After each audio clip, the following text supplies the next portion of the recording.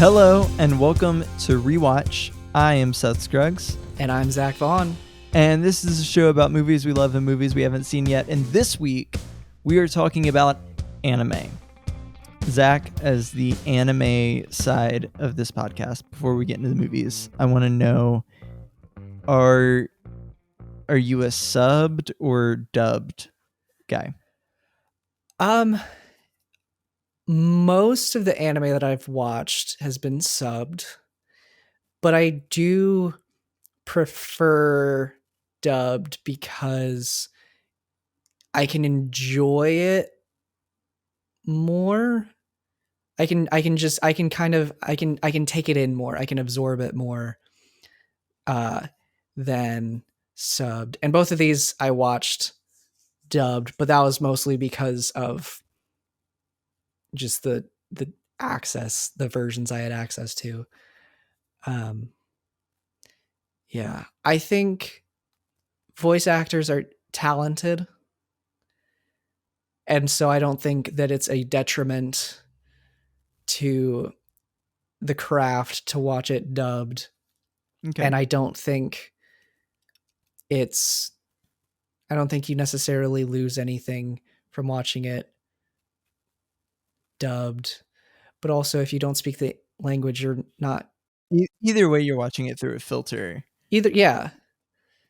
Unless sense. you're watching it original Japanese, no subtitles, And you understand. and you understand Japanese, then you're still getting a translation. Right. Well, let's talk about one of these anime movies and go with your pick first. Let's do it.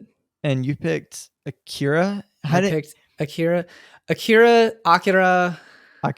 Okay, I am very bad at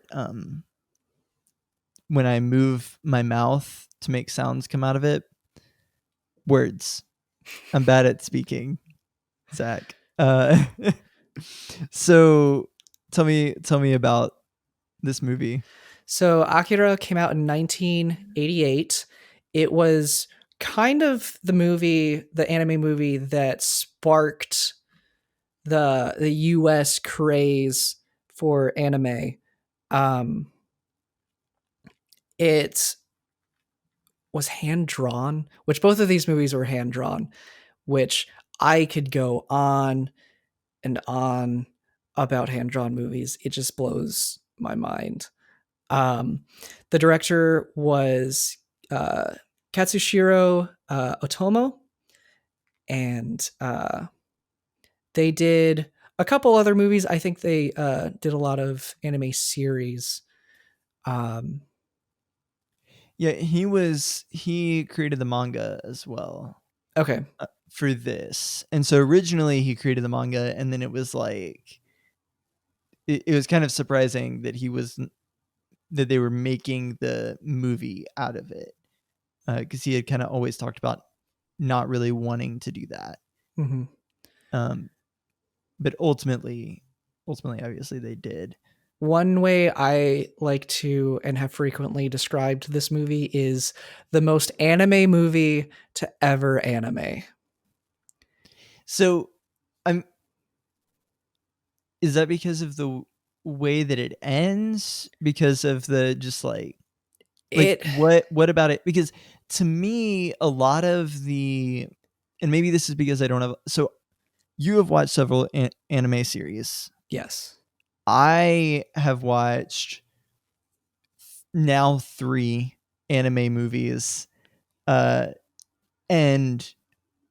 2 episodes of The Big O with you that you made me watch. Yeah. So my anime experience is not a lot. But when I think about anime, I typically think about bright colors, a lot of sound, typically,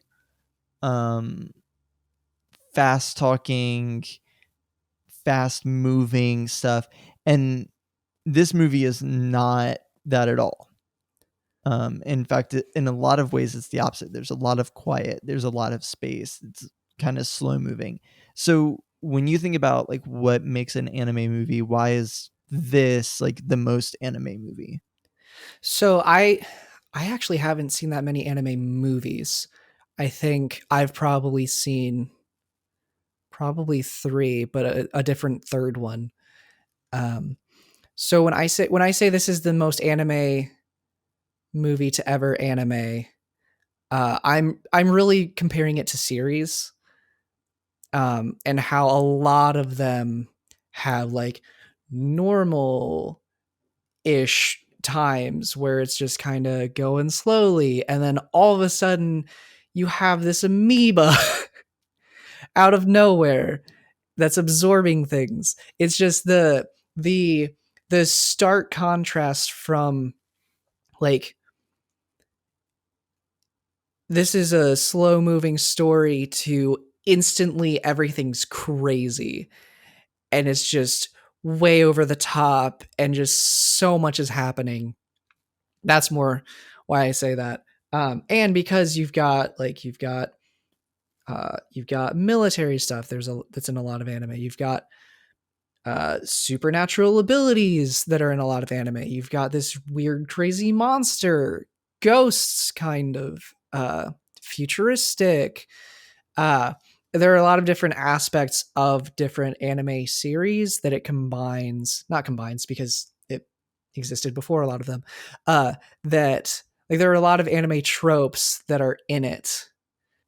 Yeah, it's not so much the fast talking as the action and how over the top all of the action is. Yeah. Okay, that makes way more sense hearing you explain that kind of in terms. And as I got through the movie, I was like, "Oh yeah, now I'm kind of seeing the things that I recognize as like a, the trademarks of an anime movie, though not as much as something like Paprika, which is the third anime movie that I've seen, and it's which is a very wild, colorful, like sensory experience. So this was still very different than that, and I really appreciated it. So coming back to it, what were your what were your thoughts? I want to hear yours before I jump into mine. Yeah. One of the things that I noticed just almost every moment that I was watching it was I just was amazed. I'm gonna start talking about it again. By that it's hand drawn. Like I think I hand drawn animation impresses me more than any other kind of filmmaking. I agree. Mainly as someone who's limited to stick figures, like aside from the amount of dedication, the fact that I am limited to stick figures and like someone thought about that and then drew it with Yeah. their hand. And made it look consistent from frame to frame. Like my brother and I started doing videos with Lego stop motion, Mm-hmm. which isn't hard, but it does take commitment and dedication and like consistency. Like you have to be consistent with how you're moving them and how all that is. And we also didn't necessarily do a spectacular job with it, but the fact that this isn't even taking something that can only move certain ways and repositioning it in the ways that it can move to make it look like it's moving naturally. This is drawing a picture and then drawing that exact picture, but slightly different. And then that same picture, and then slightly different.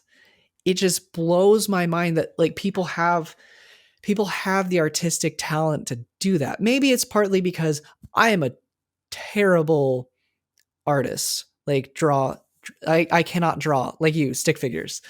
Like so part of it could be the fact that I'm just impressed because I could never be able to do it. Um but like this is a 2-hour movie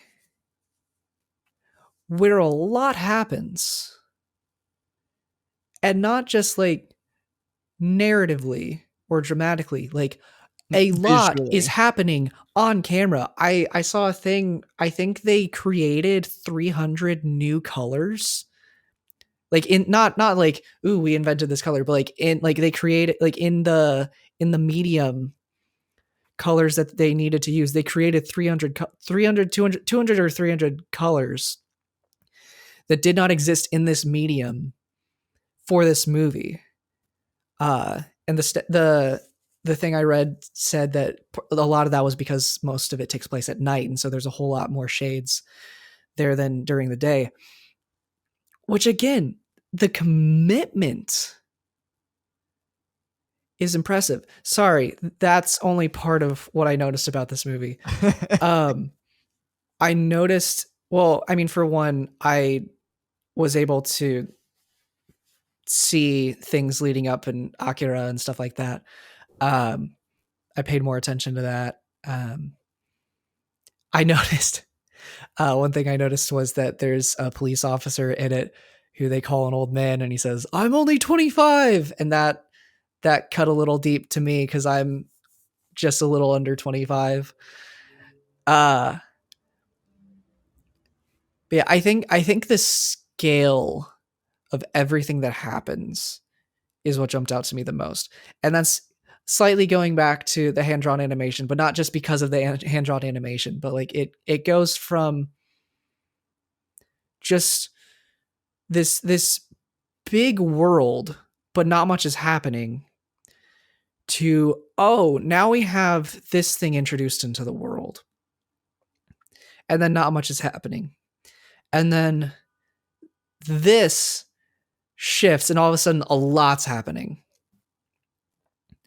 and then all of a sudden halfway through, it just, the action keeps rising. Mm-hmm. Like the second half, almost exactly halfway through, it just goes from, it's like at 3, and it just jumps, it just starts climbing with the action until the end, and then it drops back down to 0 for the resolution. But like, it's just so big and intense and over the top, but not. Every time we reached a new level of rising in the story, I thought, surely we're almost done. Surely we're almost done. Oh, no, we have 30 more minutes left in this movie. Things are going to get worse Yeah. before they get better. And things just kept rising and rising and rising. Part of, yeah.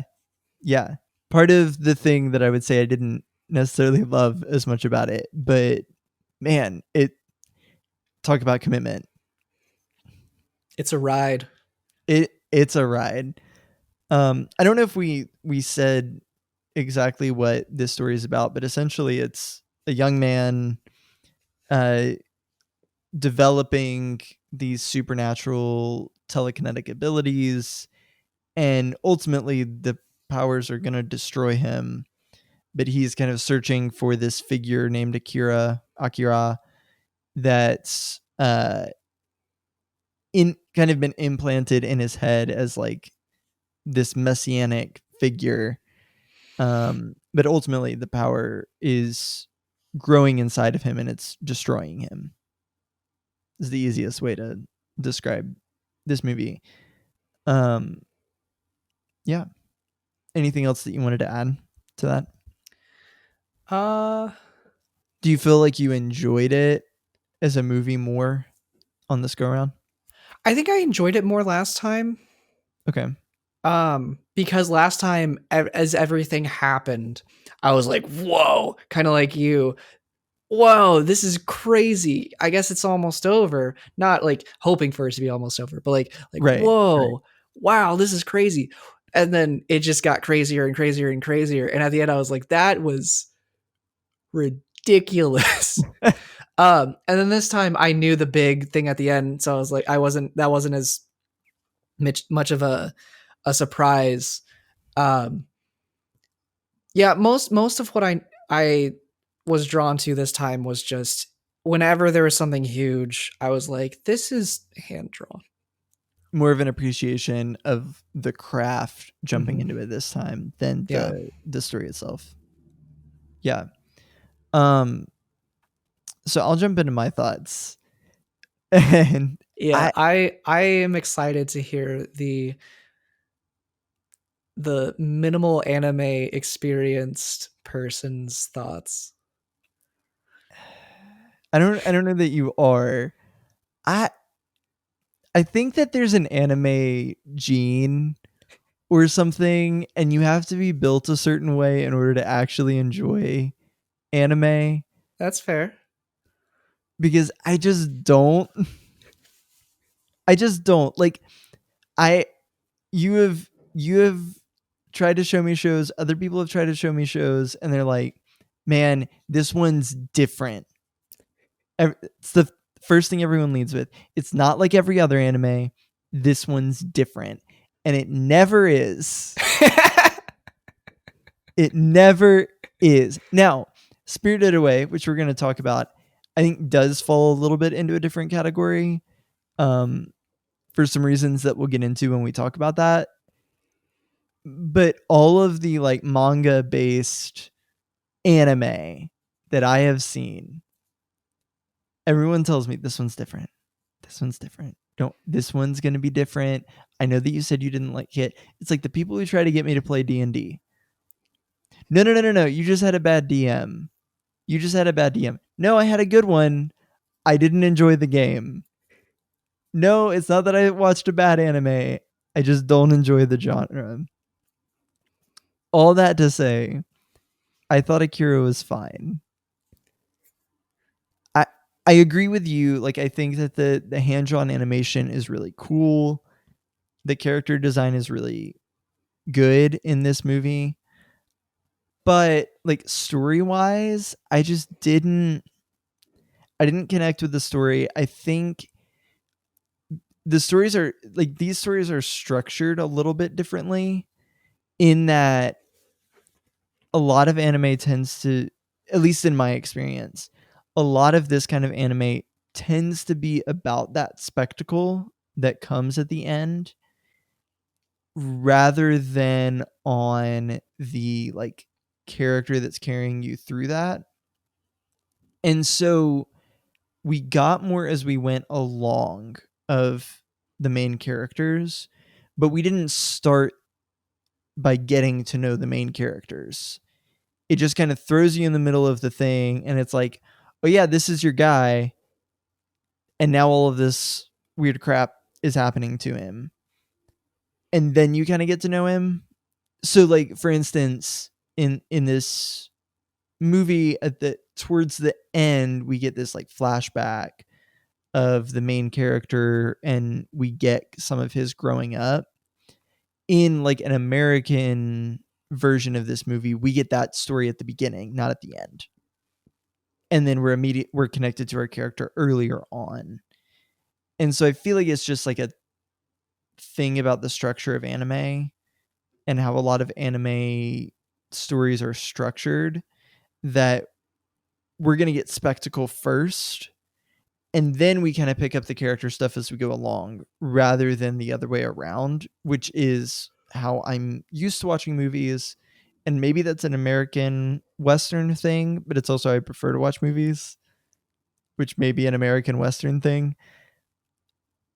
But that's kind of what I feel like I'm bucking up against when I'm watching movies like this.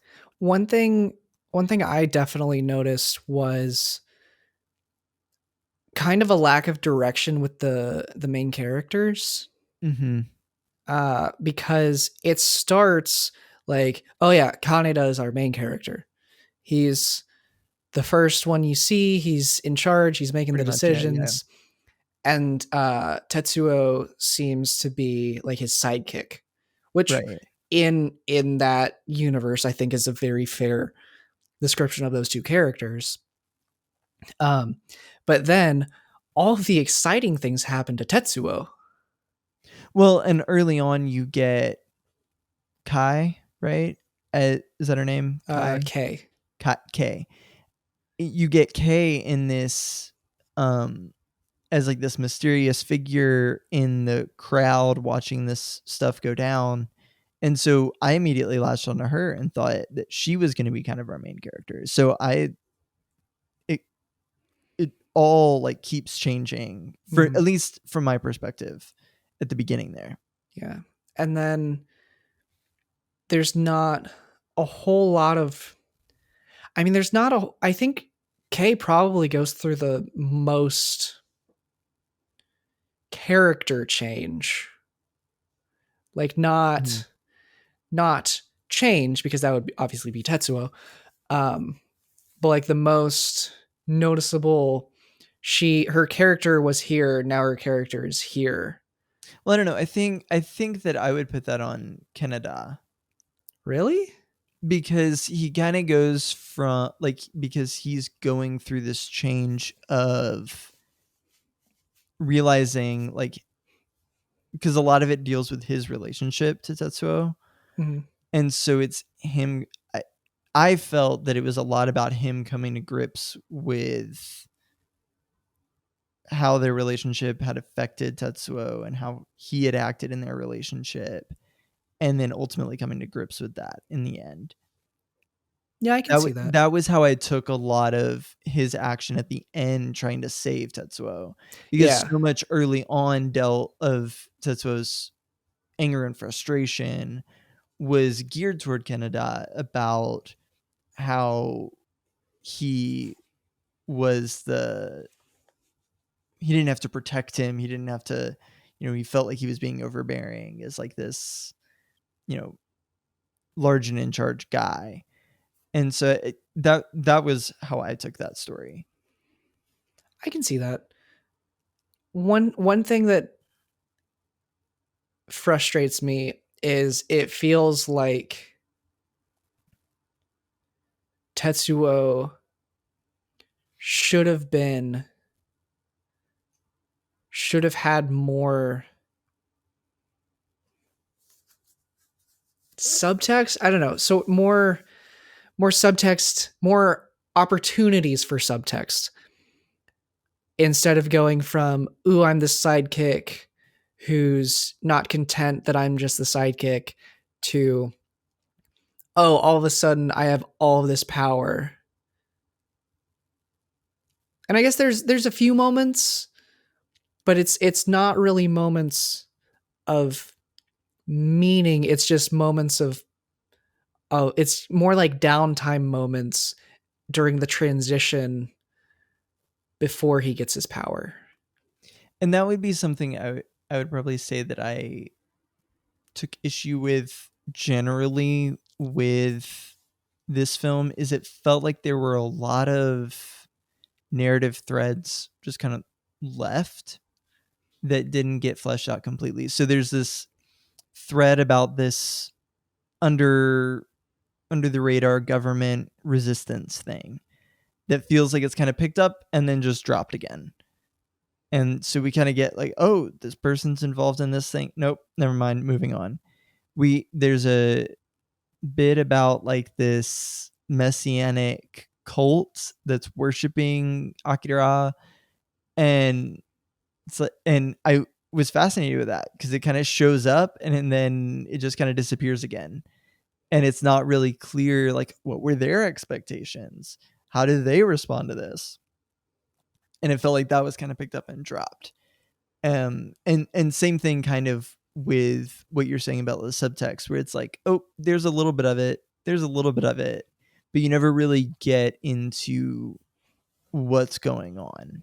Do you have anything else that you want to add other than that you really liked the hand-drawn animation? I mean, I really liked the hand-drawn animation. And I'm going to say that probably 20 more times when we talk about Spirited Away. I mean, rightfully so. Rightfully so. One of the things I like about watching not just older movies, but like there are certain movies that you watch it and after it you're like, oh, I get that scene in this other movie now, or this other show now, or like so many different pieces of pop culture. Like so many. I after watching it the first time, I started realizing so many references to Akira. Uh, Usually Tetsuo. Um, in other media, where I'm like, oh wow, that's Tetsuo. That's a Tetsuo reference. Or like, oh wow, that's an Akira reference. Um, Do you have one in particular that you're thinking of? this is really very specific. Uh, but there, I don't. It's probably still around. There's basically a Rick and Morty themed. I don't know. It's like Pokemon style Rick and Morty app where you Okay. play as a Rick collecting Mortys, and one of them is telekinetic Morty, and he's absolutely designed after Tetsuo. Gotcha. The best moment that I have was not related to Akira, but very funny story is that my friend and I were watching Citizen Kane for the first time. Josiah Purvis. I don't know if he listens to the show or not, but Josiah and I were watching Citizen Kane for the first time. And have you seen the the actual Cannibal Shia LaBeouf video? Yeah, I So at the think end, I mean, I feel like we've watched it together. probably. At the end, he stands up and he's clapping, and the light hits him, and he gets shocked. And that's a Citizen Kane reference. And as we were watching Citizen Kane, one of the most influential movies of all time, not one of the greatest according to Zach, but one of the most influential movies of all time, Josiah Purvis and I were watching it, and uh, that scene happened, and we both stood up and went, "The Shia LaBeouf thing!" So you're not alone, and we're not talking about Akira anymore. And that typically means that it's time to move on and take a break. Yep. So why don't we do that? Let's take a quick break, and then we'll be back to talk about Spirited Away. Hey, what's up? This is Seth Scruggs, host of Rewatch, that show that you're listening to right now. And if you like this show, there's also a good chance that you would like our YouTube channel. You can find it, Mark Spots DX Productions, on YouTube. There's a link in our show notes. And over there we have short films and behind the scenes content and a bunch of other stuff that we have planned for the rest of this year. You can go over there and subscribe. That really helps us out and helps other people find our work. And if you like this show and you want to help other people find our work, you can follow the show, give us a review and a rating, and that really helps other people find our work as well. All right, let's get back to the show. All right, Zach, we're back. We're back. And we are talking about Spirited Away. It's the I'm going to say that again. It's the 2001 animated movie from Studio Ghibli. I've never been sure how to pronounce that. I really should have looked that up by now. I probably should have too. I know how to say Hayao Miyazaki's name though. And that's the director of the movie. And Spirited Away follows young Chihiro as she goes through the looking glass, down the rabbit hole, into the world of Japanese spiritual beings. Over the course, after getting lost with her family in the woods and losing her parents. So I think that's a good explanation of it. I don't know what more to say about that. It's very interesting. Like that's not at all part of the synopsis. It's just very, I don't know, it jumps from the normal to very abnormal very distinctly. Yeah, what I found really interesting is that the way this movie starts is a young girl with her family moving from one place in the city to the suburbs, it kind of felt like it kind of feels like this like 90s family comedy a little bit, Mm-hmm. or like comedy drama thing. Where it's like, oh, don't worry, your new school's gonna be great. You're gonna find new friends. Look, we got a basketball court over the garage. It's great. It'll be fine. And then immediately like just delves down into this rabbit hole of river spirits and sludge monsters and whatever No Face is, and all of this just like mystical stuff, and then pulls you right back out of it and just moves on. Mm-hmm. So on seeing it for the first time, kind of what are your thoughts? So my initial reaction as I was watching it, the first few minutes, were I absolutely hate Chihiro's parents. They they're not kind to her. They're rude to her. Sure, maybe she's earned it, but still they're her parents.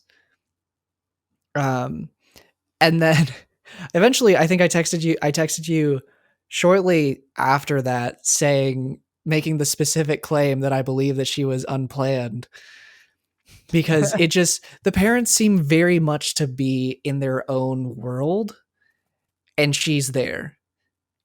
Mm-hmm. And so it seems very much like oh yeah, we were doing great without you and then you were born, so I guess we're in charge of you, but you're kind of just gonna have to tag along with us, which is a lot deeper than we need to go in this podcast. But that's a major speculation on the account for animated parents that are only in 10 minutes of the movie. yeah, but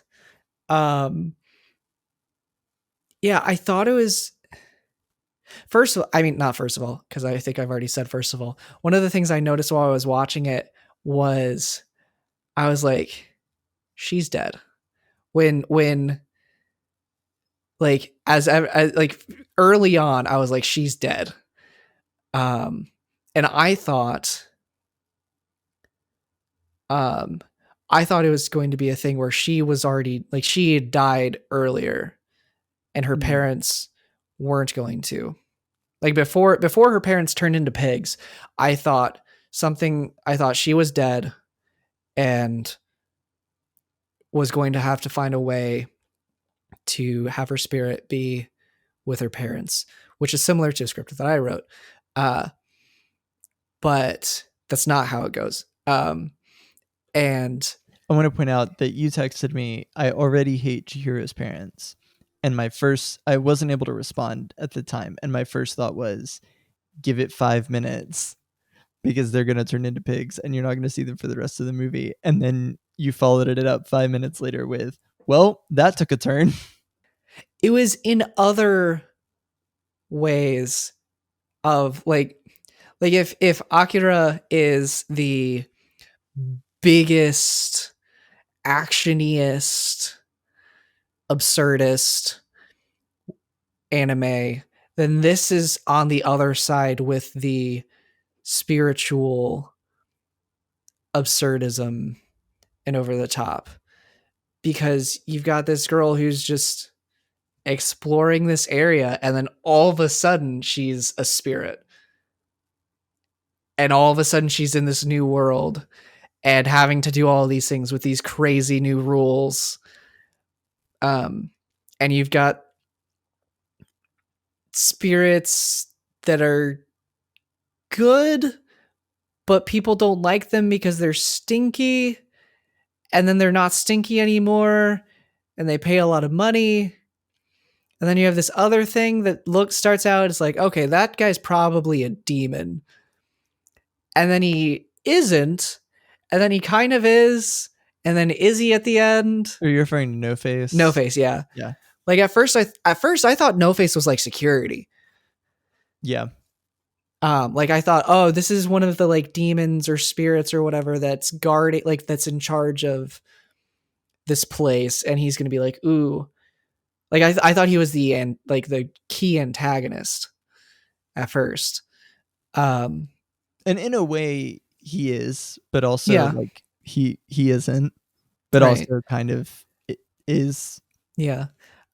Also, fun fact, a note I put down as I was watching it was, I now understand something from an episode of Gravity Falls. Because in the Halloween episode, there's a creature that is absolutely based off of No Face. That's funny. That's funny.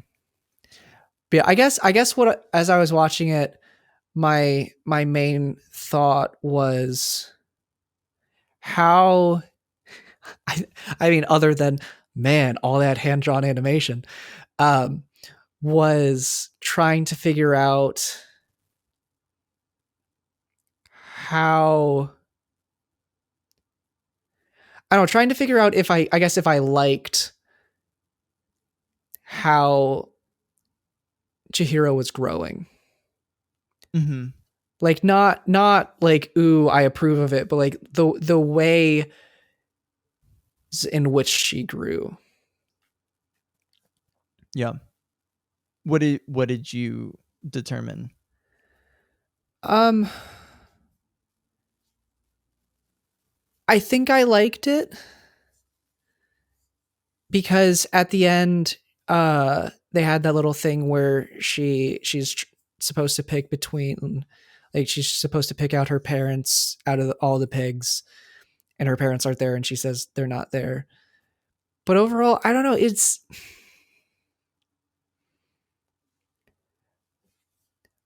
It was, I think I was trying to figure out exactly what she was going to be changing from.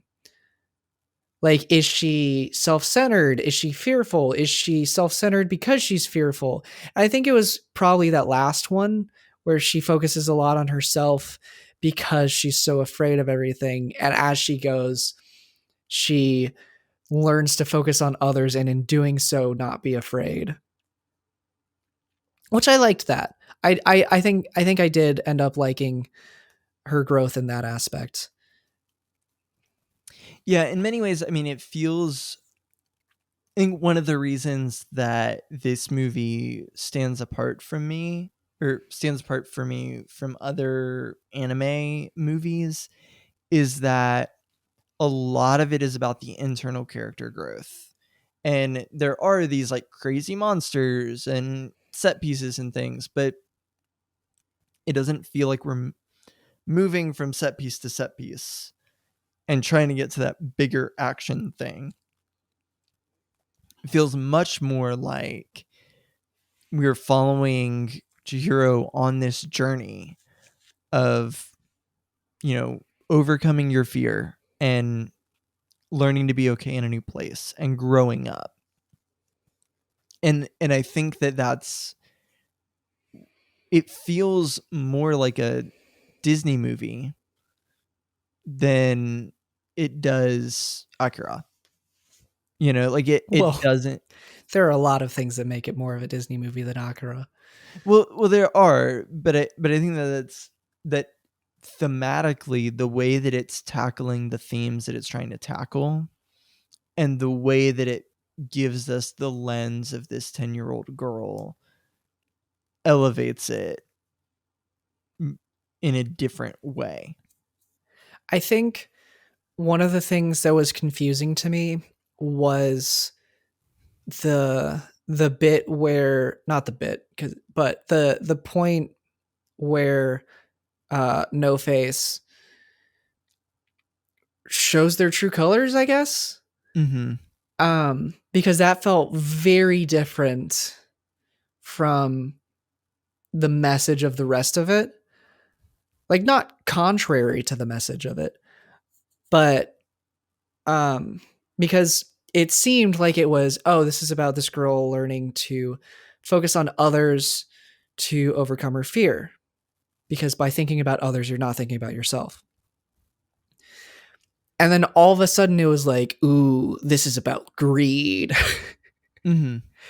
And like, I guess I feel like maybe that was put in to show how she's grown in by possibly showing that, oh, she doesn't care about herself like all these other people do. But at the same time, the very first time she's interacted with No Face, she's been selfless and she hasn't accepted his gifts. He's like insisted that she take his gifts.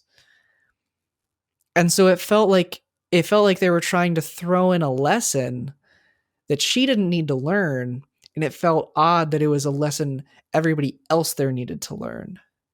Mm-hmm. Yeah.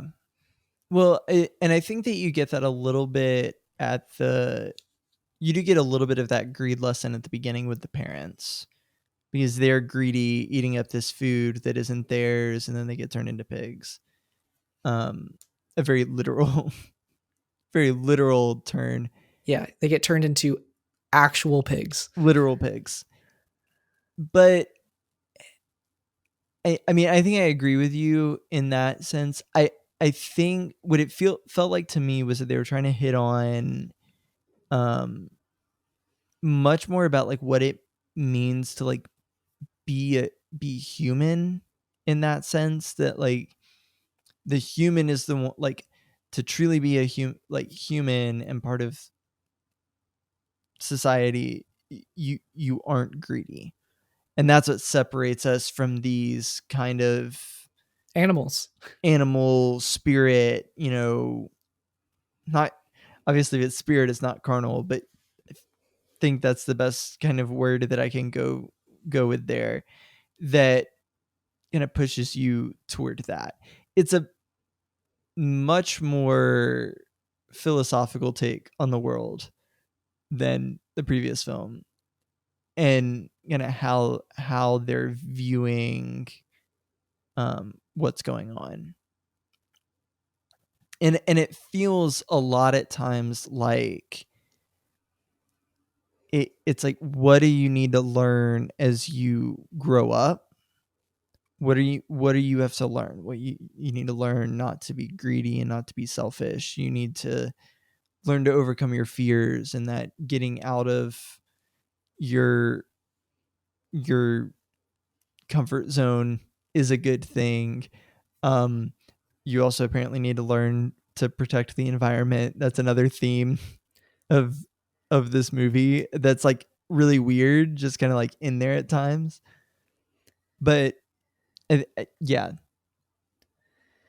It also there's also the uh I know, similar to a a Bible verse that was I spent a lot of time hearing people talk about from work.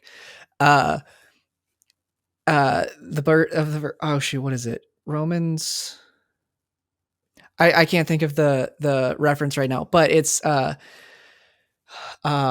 always something about like always show hospitality to strangers. You may be entertaining angels without realizing it. Like there's an almost literal take of that in this, Right. where It's a you've got, hotel for spirits. yeah, and you've got the stink monster Right. who's coming in, stink spirit, who's coming in, and everybody is just abhorred by it, and even Chihiro is like gross out, but granted she's forced to do it because she's the lowest person on the totem pole, but she shows hospitality and takes care of it, and in the end not just gives it the bath that it paid for, but gave it the best bath that she could, Mm-hmm. unknowingly, I think, but still did it. And then noticed something was hurting it and helped to fix the hurt. Right. And in doing so, revealed it to be this benevolent spirit who blessed the bathhouse. Right. Right. Um, so there's that sense of, uh, don't just Like, just be loving to people, even if they're abominable on the outside. Um, Granted, this is saying because they might be uh, a powerful spirit, but like I don't think it has to like I don't think it's saying because of that. I think it's saying that is a possibility, but just do it, because just because somebody's gross doesn't mean they don't deserve it. Right. And again, I think going back to those themes of like, what does it mean to grow up? What do you learn as you grow up? And that's being selfless. It's learning that family matters, which is kind of what you Some days go by. Sorry. Another thing that was related to my work that I heard a lot recently. The family matters theme. Yeah. Long story. I can tell you about it in a minute. It's not that long a story, but it's a very tangential story, so I'll tell you about it in a minute. No, I mean, it's like, family is important. And so it does what like good fairy tales do. I mean, it does what like the Chronicles of Narnia does, where it takes these kids who are experiencing this thing and then it throws them into a completely new world that they have to like learn through. And I think that's what good fairy tales do. I think it's especially what Disney movies did for years. And so I think that I think that works here. Do you want to talk about the hand-drawn animation? It's so good. It's so pretty. The floor is yours. It's just so pretty.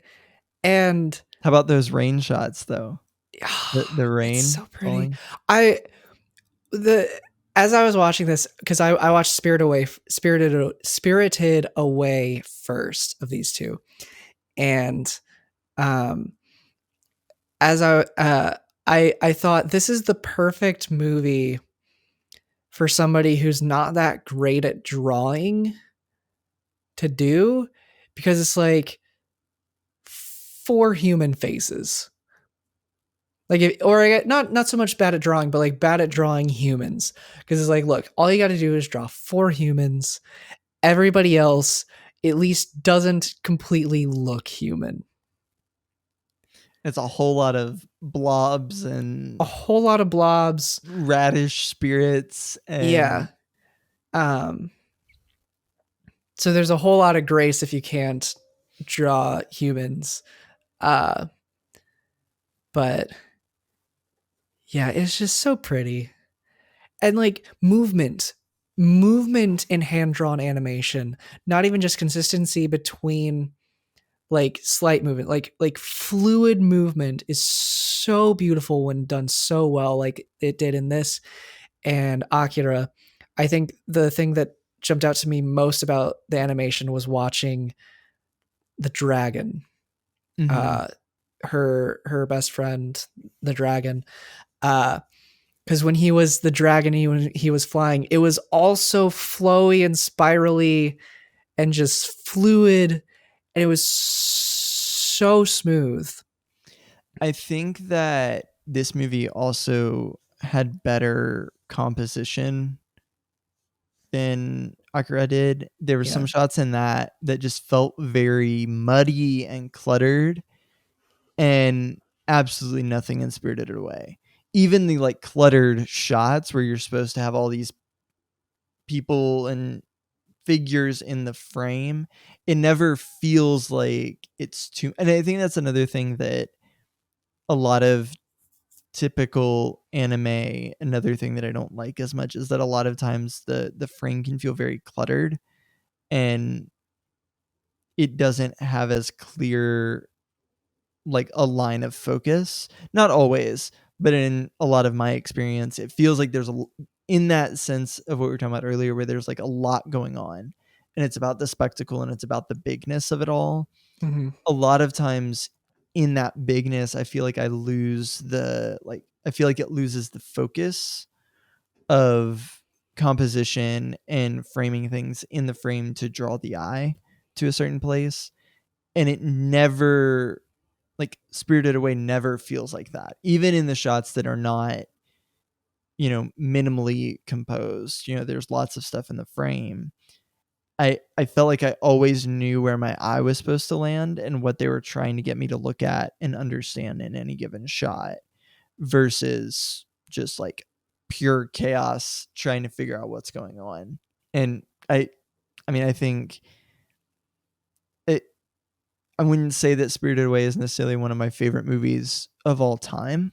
I don't know if I'll return to it again after this discussion, but I enjoyed looking at it the whole time, even when I wasn't necessarily as drawn into the story.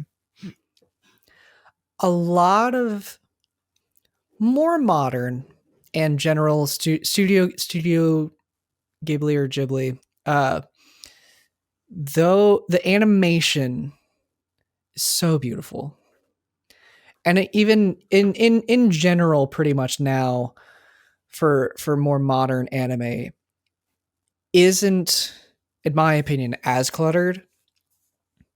And or I guess in the more drama focused, less action focused, it is very beautiful, very cleanly framed.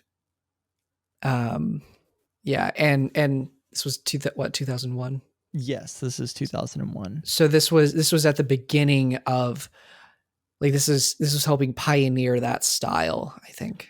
Right. And Miyazaki as a figure, and Ghibli, Studio Ghibli, which is, I just Googled it. Cool. Studio Ghibli as a organization is like the gold standard, I think, now in so many ways. And it's because of stuff like this that, those perfect, like the lo-fi hip hop anime girl, you know what I'm talking about. You know exactly what on YouTube. About. On YouTube, that's a shot totally ripped off of a Ghibli movie, and I think that's like, it represents so much as just like a perfect kind of style. And I think that's why a lot of more modern anime is following after that style, because it's really good. It's so nice to look at. Mm-hmm. Very calming, much like the lo-fi hip hop girl. It's a relaxing thing to just have on. I actually haven't listened to it. Oh, you haven't listened to it? No, I've just I don't seen listen it. to it as much, but the image is very relaxing. Like, just like the slow rain falling. Well, like with Akira, we are no longer talking about Spirited Away, which seems like it's the perfect time to bring this to a close. All right. Why don't we wrap up then? Let's do it. You've been listening to Rewatch. It's a show about movies we love, movies we haven't seen yet. I'm Seth Scruggs. You can find me on the internet, on Instagram and Letterboxd at Seth Scruggs. There'll also be links to that in the show notes. Zach? I am Zach Vaughn. You can find me on Letterboxd at Zachary Vaughn and Instagram at Zachary is Thinking. And you can also follow Mark Spots the X Productions. That's our name for the stuff that we make. And there's a link to our YouTube channel in the show notes as well. You can go over and subscribe, watch the stuff that we have over there, and stay tuned for new stuff that we've got planned coming up there. And next week, Zach, next week's gonna be a fun week. It is Thelma and Louise and Bonnie and Clyde. I'm so excited. The only reason I haven't seen Bonnie and Clyde yet is because we're doing it for this show. So finally, there are so many ampersands. We'll see you. We'll see you next week. Thanks for tuning in. Zach, I'll see you. I'll see you.